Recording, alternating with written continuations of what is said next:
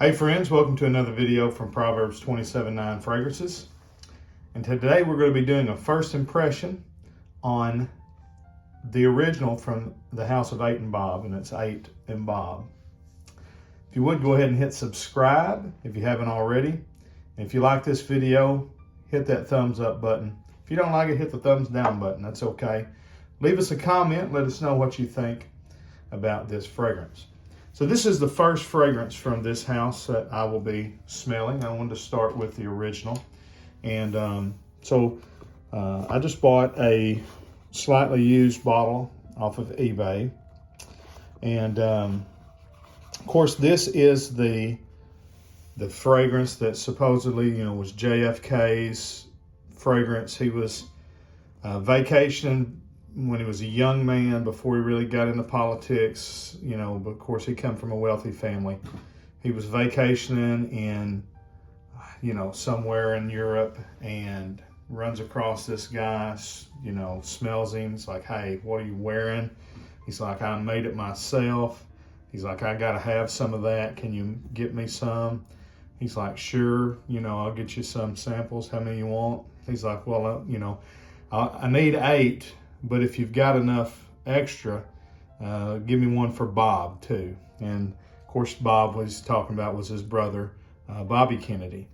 And so that's where 8 and Bob come from. Supposedly, again, the package was sent to him with a note on it that said, 8 and Bob. He gave him the, 9 samples at least.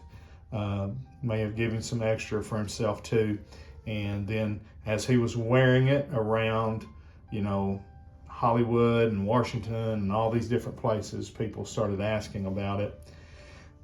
And so that, again, that's all the lore, the back lore for it. The fragrance came out in 2012. So how much of that is marketing, how much of that is real, probably we'll never know. But this is the fragrance. And so just wanted to get my nose on it. And so you can see here, 8 and Bob, the original. Now this is, I don't know if the 1 ounce bottle comes in a book style, but this is not the book style packaging, as you can tell.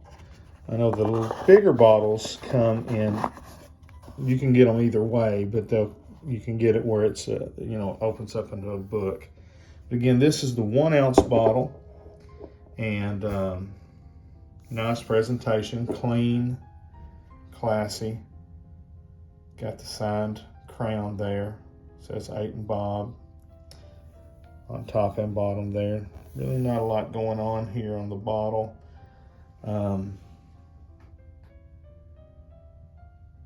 got some house information and a batch code, which I can't read in this dark room, but really classy presentation. But what you want to know is what I think about it. So let's see. Good atomizer, which you would expect that from a niche brand. I smell it wafting in the air, and it kind of reminds me of something already. Okay. Fresh and clean.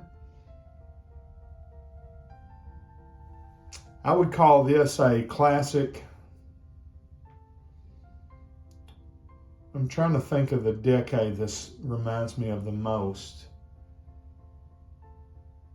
This could be from the 60s, as far as the style, which again, if we believe all the folklore behind it, it's probably from the 40s or 50s. And I can see that. Yeah, this has definitely got a classic, older DNA to it. It's fresh, it's clean, it's a little musky, it's a little powdery. There's some spices in it, cardamom, maybe ginger, not for sure. Again, when I do a first impression, I try not to look at the note listings. Aldehydes, I would say, almost guaranteed to be in it. That was something very prominent in the 40s, 50s, 60s. Chanel love to use aldehydes. Guerlain use aldehydes, and they're classic fragrances from those those decades, that era. The citruses are subtle. I thought they would be a little brighter. In fact, I would probably like them to be a little brighter, but you know, the opening is fine. I think it's going to dry down pretty much just clean.